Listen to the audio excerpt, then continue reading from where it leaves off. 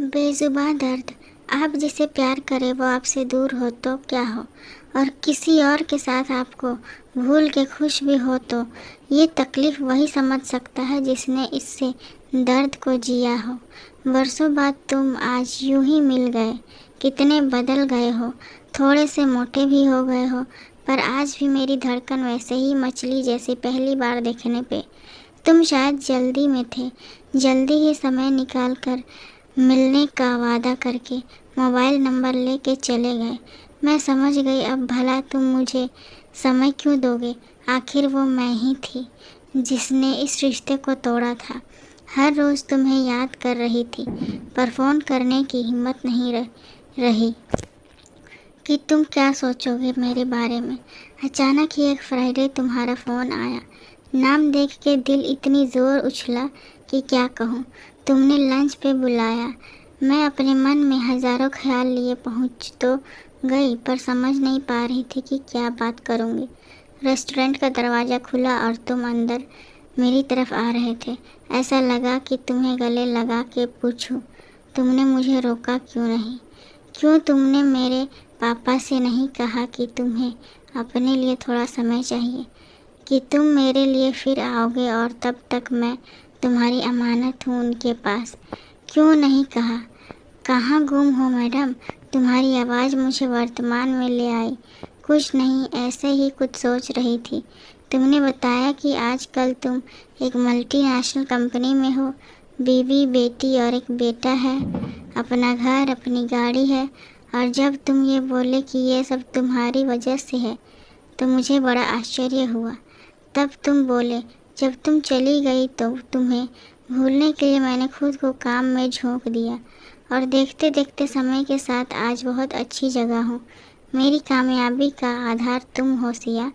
अपने लिए इतनी बात सुनकर मेरी आंखों से दो बूंद टपक गई।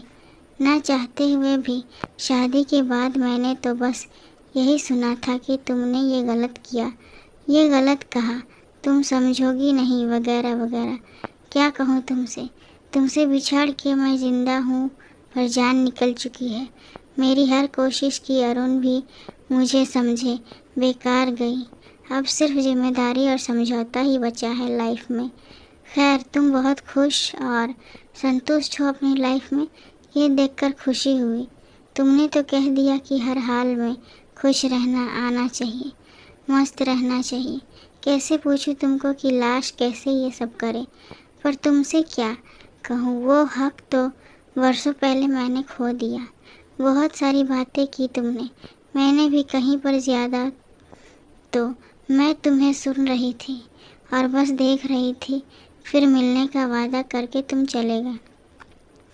मैं सारे रास्ते यही सोचते रही कि तुमसे एक बार भी नहीं पूछा कि सिया तुम खुश हो, मेरे बिना तुम जी कैसे रही हो। सच ही तो था, मैं उसके बिना ज़िंदा थी। तो क्या हुआ कि उसने जितनी तकलीफ़ सही जुदाई की, मैंने उसकी दोगुनी सही। अपने दर्द के साथ ये दर्द भी सहा कि मैंने उसको दर्द दिया जिसके साथ मैं अपनी ज़िंदगी अपनी खुशियाँ बांटना चाहती थी। मैंने ऊपर वाले से हर दिन दुआ मांगी कि तुम्हें खुश रखे, तरक्की दे और एक प्यारा सा जीवन साथी भी दे। उसने मेरी दुआ कबूल भी कर ली। पर आज सोचती हूँ कि क्या मैंने अपने प्यार को भूल जाए, वो ऐसी दुआ मांगी थी। आज पता नहीं क्यों उसकी खुशी देख के खुश भी हूँ पर दर्द भी हुआ। ऐसा नहीं कि मैंने अपनी जिम्मेदारी अच्छे से नहीं की, पूरी ईमानदारी और सच्चे मन से निभाई। फिर भी अरुण ने मुझे समझने में कोई मेहनत नहीं की, बस मुझे मेरी ड्यूटी ही बताई हरदम।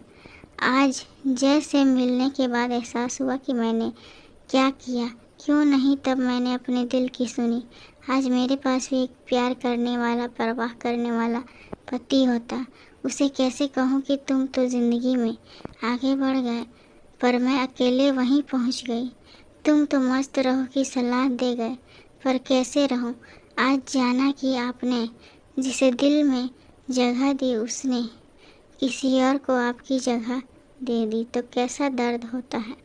ये बेज़ुबान दर्द अब मेरे दिल में हरदम का मेहमान है। ये बेज़ुबान दर्द जो मैंने उसके साथ भी नहीं बांट सकती, क्योंकि उसकी ज़िंदगी में मेरे दर्द की जगह नहीं है।